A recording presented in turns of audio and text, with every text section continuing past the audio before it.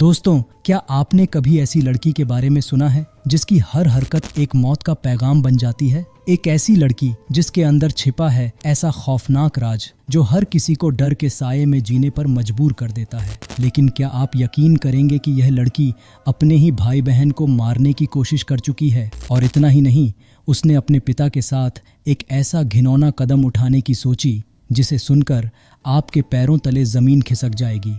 क्या यह लड़की सच में पागल है, या इसके पीछे कोई अदृश्य और खतरनाक शक्ति का हाथ है, या फिर इस सब के पीछे छिपा है कोई दिल दहला देने वाला रहस्य?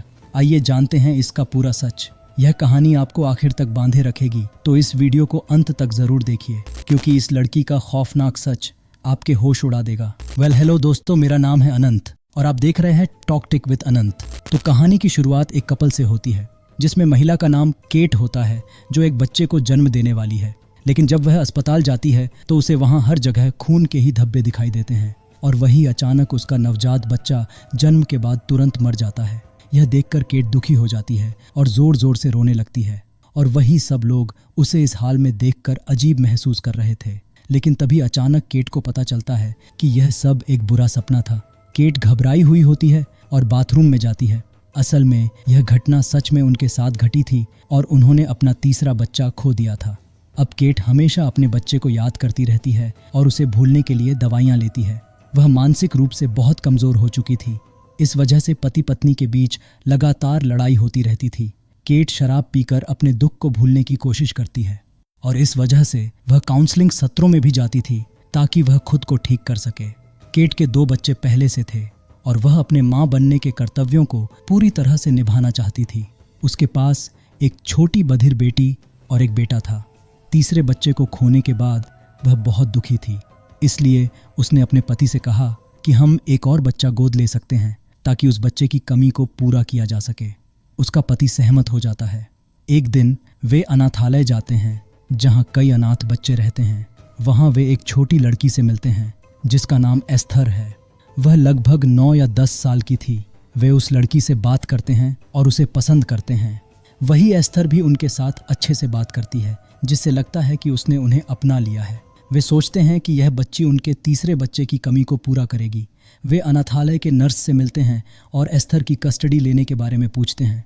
नर्स उन्हें बताती है कि एस्थर बहुत समझदार है और उसे अच्छे से बात करने की आदत है। वह खुशमिजाज भी है। नर्स बताती है कि उसकी फैमिली एक दुर्घटना में मर गई थी और वह मुश्किल से बची थी, लेकिन उसे कभी इसका एहसास नहीं हुआ।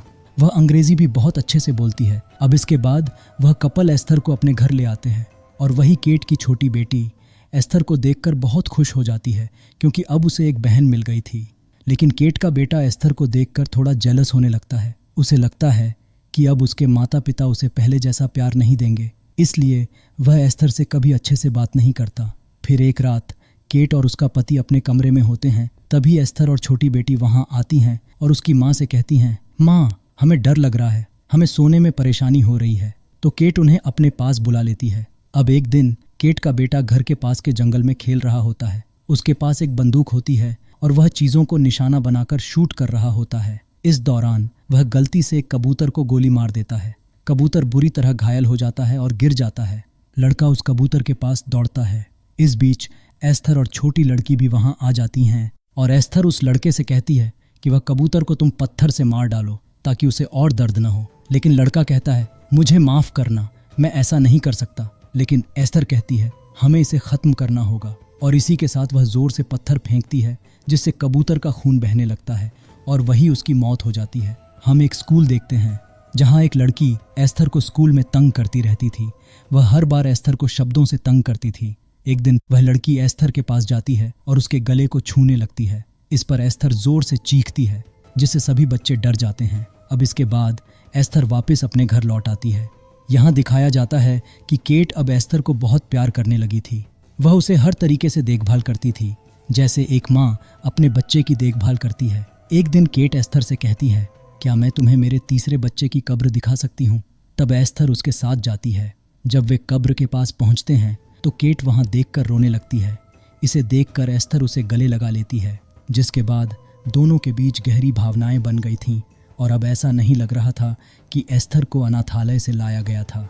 इसके बाद घर का दृश्य दिखाया जाता है जहां केट और उसका पति एक दूसरे के साथ समय बिता रहे होते हैं। तभी एस्थर वहां आती है लेकिन फिर वापस चली जाती है, जिसे देख केट तुरंत उसके पीछे जाती है। लेकिन एस्थर केट से कहती है, आप चिंता मत करो और शांत हो जाओ क्योंकि मुझे सब कुछ पता है।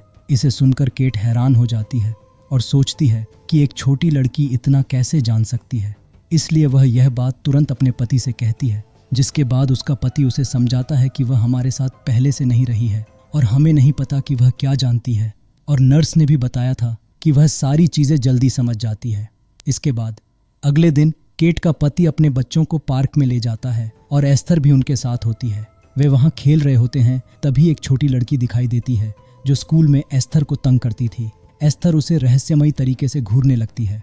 वह छोटी लड़की सोचती है कि अब उसने एस्थर को तंग नहीं किया, फिर भी एस्थर उसे घूरती रहती है। इसके बाद एस्थर उस लड़की को स्लाइड से धक्का दे देती है, जिससे वह गंभीर रूप से घायल हो जाती है। फिर जब घर आने के बाद उसी दिन रात को सब लोग साथ मिलकर खाना खा रहे थे, तब केट का पति एस्थर से पूछता है, क्या हुआ था? एस्थर जवाब देती है, पापा हम सिर्फ खेल रहे थे, वह गिर गई थी। उसकी छोटी बेटी भी वही कहती है, लेकिन केट का बेटा एस्थर को शक से देखता है क्योंकि उसे पता था कि वह झूठ बोल रही है। वह एस्थर से कहता है, तुम झूठ बोल रही हो, लेकिन उसके माता पिता उससे कहते हैं कि उसे माफ़ी मांगनी चाहिए। लेकिन वह बच्चा कहता है, मैं कभी माफ़ी नहीं मांगूंगा, और वह खाने की टेबल छोड़कर चला जाता है। केट के पति कहते हैं, अब हमारा बेटा बाहर खेलने नहीं जाएगा क्योंकि उसने एस्थर से बुरा व्यवहार किया है। लेकिन वे एस्थर के अजीब व्यवहार को भी महसूस कर रहे होते हैं और तभी उन्हें अनाथालय से नर्स का कॉल आता है। केट नर्स को सारी बातें बताती है। नर्स उनके घर आने के लिए आती है। वह कहती है, मुझे खेद है, मुझे पहले आपको बताना चाहिए था कि हम एस्थर के बारे में कुछ नहीं जानते थे, लेकिन हम अक्सर यह महसूस करते थे कि अनाथालय में होने वाली अजीब घटनाओं के दौरान एस्थर आसपास होती थी और हम उसकी रहस्यमय हरकतें महसूस करते थे। यह मेरी गलती है कि मैंने उसे आपके पास भेजा। नर्स कहती है, यह शायद मेरा भ्रम हो सकता है, लेकिन एस्थर के आसपास होने वाली अजीब घटनाएं कोई कोइंसिडेंस तो नहीं हो सकती। अब यह सुनकर केट बहुत परेशान हो जाती है, लेकिन उसके पति कहते हैं, तुम क्यों इतनी चिंता कर रही हो? नर्स यह भी तो कह रही है कि यह शायद उनका भ्रम है। लेकिन नर्स बताती है कि एस्थर दूसरों पर भी अपना कंट्रोल रखती है और वही एस्थर इस सब की बातें चोरी चुपके से सुन रही थी। जिसके बाद वह केट की छोटी बेटी को ले जाती है और उसे ट्री हाउस की चाबियां देती है और अपने साथ एक गन भी रख लेती है।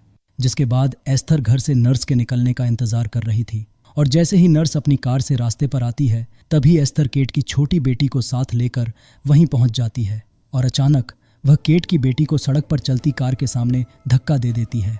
नर्स यह देखकर अपनी कार रोकने की कोशिश करती है, लेकिन कार अपना कंट्रोल खो बैठती है और कार एक ट्री से टकरा जाती है।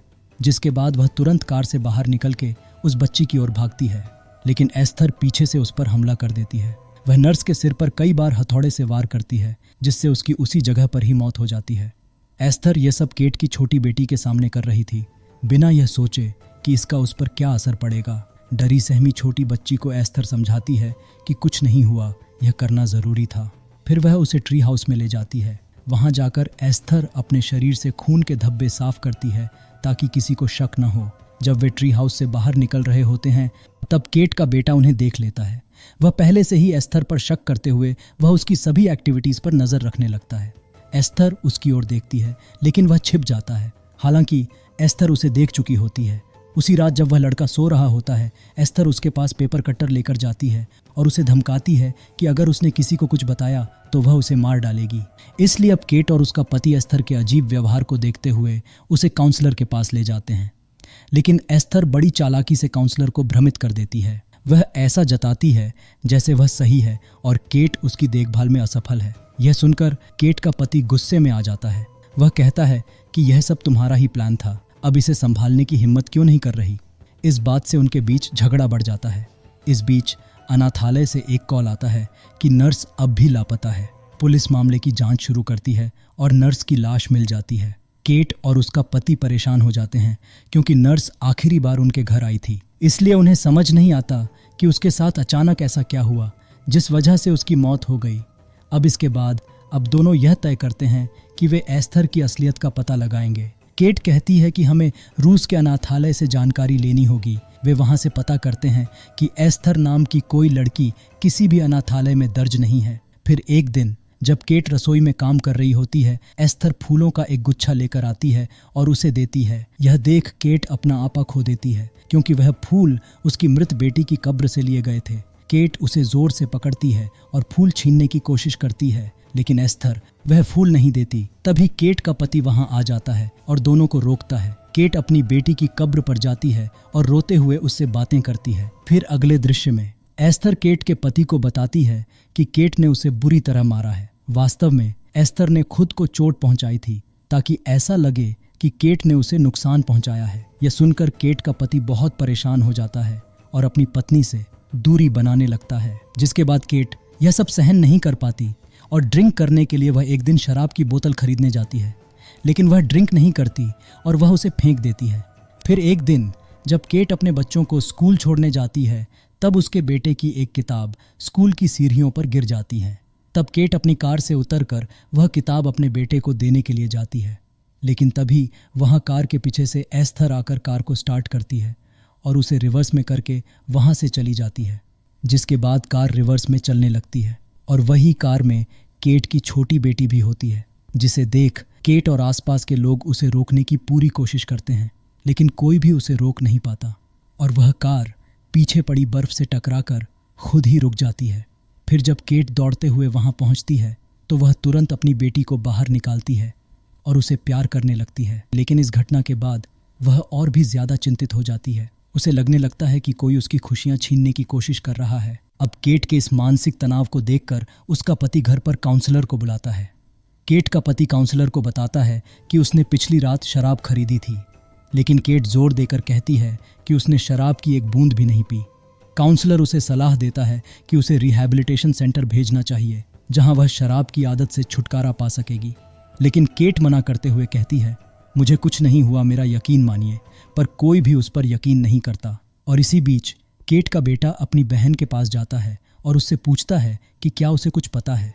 उसकी छोटी बहन कागज पर कुछ चित्र बनाने लगती है, जिसमें एस्थर की बुरी हरकतों के सबूत सामने आते हैं।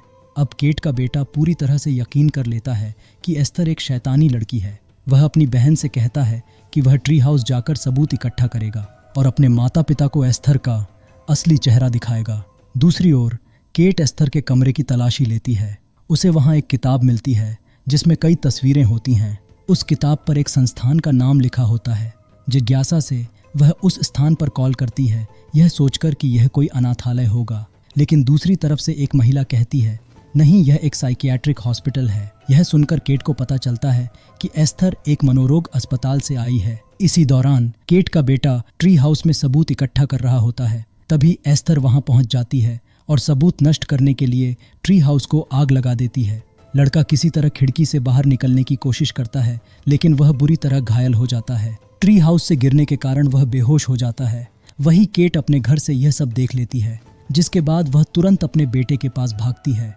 लेकिन तभी एस्थर एक पत्थर उठाकर उसे चोट पहुंचाने की कोशिश करती है, पर तभी केट की छोटी बेटी उसे रोकने की कोशिश करती है और उसी समय केट भी वहां पहुंच जाती है और अपने घायल बेटे को अस्पताल ले जाती है।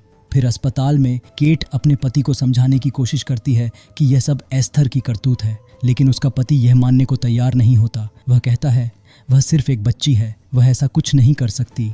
उसकी यह सोच इसलिए थी क्योंकि एस्थर ने उसे अपने झूठे व्यवहार से बहकाया हुआ था। इसके बाद एस्थर गुस्से में अस्पताल पहुंचती है, जहां केट का बेटा भर्ती होता है। वह उसे नुकसान पहुंचाने की कोशिश करती है, लेकिन लड़का बच जाता है। यह जानकर केट का गुस्सा और बढ़ जाता है, जिससे वह एस्थर के पास जाकर सबके सामने ही उसे एक थप्पड़ मार देती है। हालांकि डॉक्टर केट को मानसिक रूप से अस्थिर घोषित कर देते हैं और उसे इंजेक्शन देकर शांत कर देते हैं। इसके बाद केट का पति अपनी छोटी बेटी और एस्थर को लेकर घर लौटता है, जिसके बाद वह घर पर शराब पीने लगता है।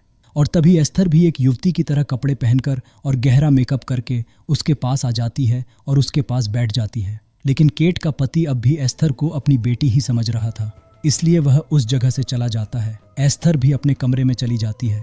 वहीं दूसरी ओर केट को एक मेंटल अस्पताल से एक फोन कॉल आता है, जिसमें हमें एस्थर की एक भयानक असलियत का पता चलता है, जिसे सुनकर आप भी शॉक हो जाओगे। कॉल में केट को बताया जाता है कि एस्थर कोई बच्ची नहीं बल्कि एक 33 साल की युवती है। उसे ऐसी बीमारी है जिसमें उसका शरीर बढ़ना बंद हो गया था, लेकिन उसकी मानसिक उम्र अभी भी एक 33 साल की महिला के समान है। उसे कॉल पर यह भी बताया जाता है कि एस्थर ने इस स्थिति का फायदा उठाते हुए अपने जीवन में कई लोगों को धोखा दिया है और उनसे बदला लिया है। वह कहता है कि एस्थर अस्पताल में एक अग्रेसिव मरीज के रूप में इनफेमस थी। उसने कई लोगों की भयानक तरीके से हत्या की है, यहाँ तक कि उसने उस परिवार की भी हत्या कर दी थी जिसने उसे केट की ही तरह पहले गोद लिया था। कॉल करने वाला केट को यह सलाह देता है कि इस पूरे मामले में पुलिस को शामिल करना बेहद जरूरी है, वरना यह खतरनाक हो सकता है। दूसरी ओर एस्थर को दिखाया जाता है जो अपना मेकअप उतार रही होती है। उसके हाथ और गर्दन पर कई निशान होते हैं जिन्हें छुपाने के लिए वह पट्टियां पहनती थी। वह इन पट्टियों को भी उतार देती है और अपनी असली पहचान में नजर आती है। इसी बीच केट का पति नाराज होता है कि केट ने एस्थर के साथ ऐसा बर्ताव क्यों किया। शायद उसने केट को गलत समझ लिया था। वह एस्थर से बात करने उसके कमरे में जाता है। वहां जाकर वह कई रहस्यमय पेंटिंग्स देखता है जो दीवारों पर टंगी होती हैं। तभी उसे एक कॉल आता है और जैसे ही वह कॉल को उठाने जाता है कि तभी एस्थर पीछे से आकर उस पर हमला कर देती है और उसे भयानक तरीके से मार देती है। लेकिन वही उसकी छोटी बेटी यह सब देख रही होती है, जिसे देखने के बाद वह तुरंत अपने कमरे में जाकर छुप जाती है। दूसरी तरफ केट अपने घर लौट रही होती है और उसने पुलिस को भी जानकारी दे दी होती है। घर पहुंचकर केट देखती है कि उसका पति मारा जा चुका है। वह उसके पास जाकर गहरा अफसोस करती है और रोने लगती है। उसे लगता है कि अगर वह एस्थर की सच्चाई पहले जान लेती तो शायद अपने पति को बचा सकती थी। जिसके बाद केट अपने पूरे घर में अपनी छोटी बेटी को ढूंढने लगती है, लेकिन तभी एस्थर उस पर गोली चलाती है और उसे घायल कर देती है।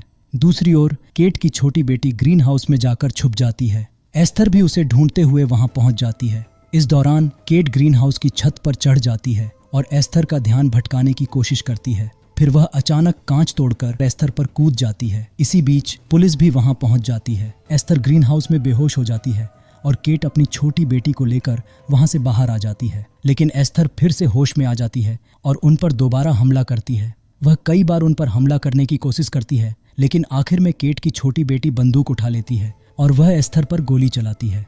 लेकिन वह गोली एस्थर को न लगकर पानी के ऊपर जमी हुई बर्फ पर लगती है, जिससे बर्फ टूट जाती है और एस्थर के साथ केट भी अंदर पानी में डूबने लगती है।